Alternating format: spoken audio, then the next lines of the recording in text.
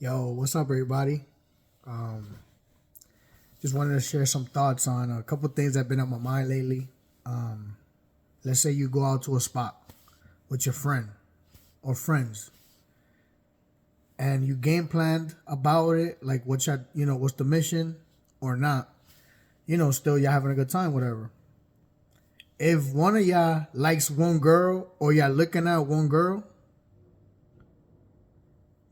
both of my friends, that's it.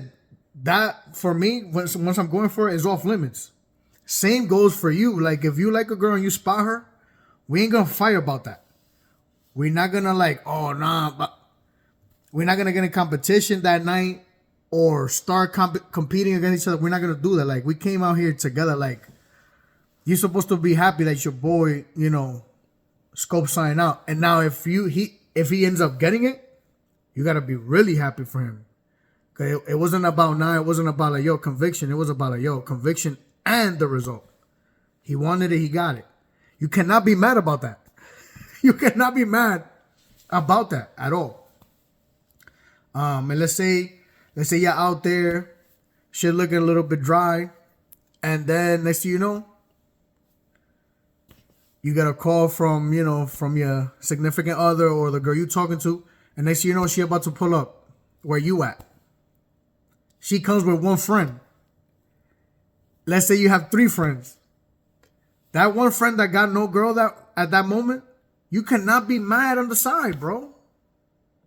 We winning, like your bros is winning. And guess what? If you wouldn't have been mad, maybe the girl sees something and she's like, yo, let me hook him up with somebody over here. Or does some wingman shit. Or does anything to like, but no, since you was like on some me mugging, like I'm mad that y'all getting y'all's and I'm not getting mine's, like, bro, that's not even your real boy if it's like that. If you're thinking like that. Trying to compete and shit, like when there's even no competition, like, what's wrong with you, bro? But yeah, like if things are not going super duper well for you, it doesn't mean like that you're gonna feel super bad about another person winning. Especially if that's your brother or if that's your sister or whatever. Like, isn't the whole thing is like we want each other to prosper, each other to win, each other to do the necessary things to achieve all the goals that you want? And then it's funny, somebody inside the camp is going to know what you've been through, what you've been fighting to get what you are getting, because you fought for it, because you earned it. So it's stuff like that where it's like you should have had enough respect for your brother to celebrate his wins, or enough love to celebrate his wins. We don't want no jealousy, no envy. That's not brother stuff. That's enemy things. You get what I mean? It's like, oh, and then look, maybe that night, it wasn't your night, bro. It cannot influence like, oh, now I'm going to treat this guy like this. There's a lot of things that be happening that I used to see that I'm like, damn, if only I knew how to maneuver those situations better and actually be like, wait a minute, that was funny. I didn't peep that, but that was funny. Now that I'm thinking about it, and it's fair. It's a fair deal. Just yesterday, I was seeing the Kenyon Martin thing with some guy named George from the staff of Gil's Arena. And the thing was that Kenyon Martin was on some like, he was like, yo, he had a precursor like, yo, can I take this? Nobody knew that he was going to do that. And he ends up talking about how be careful who you let in your home, around your wife, around your kids, who you fed, who you spent time with like that, somebody you consider like a brother. And then he said, because he had a video that he recently saw about that same person that he did those things with. He got wind that there was a video that the guy went out his way to say, somebody was like, oh, praising Kenny Moore, like, oh, Kenny Moore, that's the best thing that happened to the Nets. And then he's like, oh, then he was like, oh, that dude can't even talk right. He can't even let out a sentence. Like he went off and said a couple of nasty things about his speech impediment. And K-mart has always been like, that's been like a complex, that's something that hurt him growing up, that bothers him to this day, that is sensitive, that is delicate to him. And people know that. And then that guy, he found wind that a couple of years prior to them kind of linking up heavy, he had done that. And the guy was vouching like no, I told you about that. And he was like, nah, you never told me about that.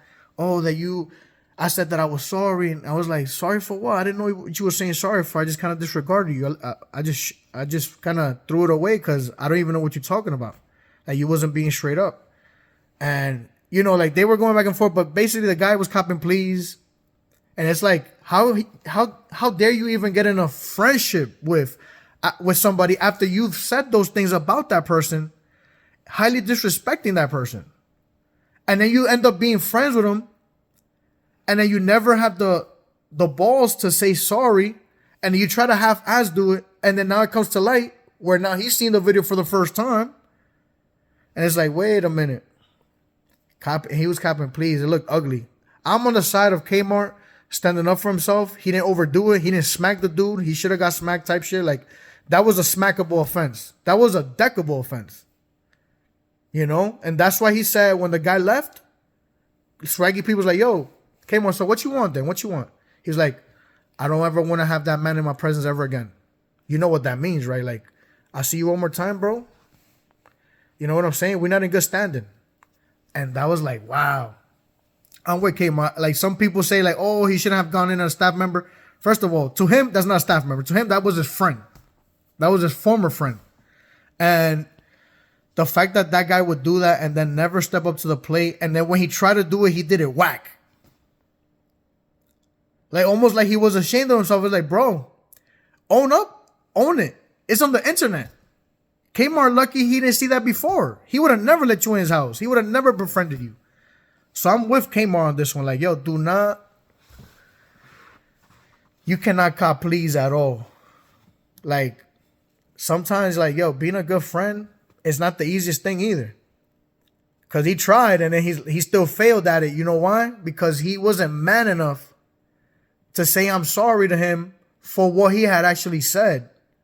Instead of trying to, like, do it like this, like, maneuvering within. Like, nah, bro. You don't have to do it like that. It don't have to be like that. You could do it real. Why not? So it's stuff like that where friendships aren't easy. Like, they do take time. Every day is, building trust. But you know what it is. Like, you build that trust with somebody and then he's like, oh, wow. Like, 2 years ago, you wasn't even feeling me at all. And we never even talked about it. So I just brought you in. I brought my enemy into my house. I don't know what your agenda was then. I was blinded and I was fooled. Like, you could really think all that stuff. But that goes to show you, like, this is a period in time in the world where everything's coming to light. Everything's coming to light and we're seeing it. We're seeing it in social media. We're seeing it in our daily lives. We're seeing everything. So I just want to kind of hop on this and just talk a couple of things and make it nice. So thanks for listening. And yeah, like, friendships, they gotta be honored. And it takes a lot for friendships. So we'll get into that soon. I got some Bible verses that I want to share that taught me a lot about what to do and what not to do in friendships and stuff like that. So it's very interesting. So stay tuned. Bye.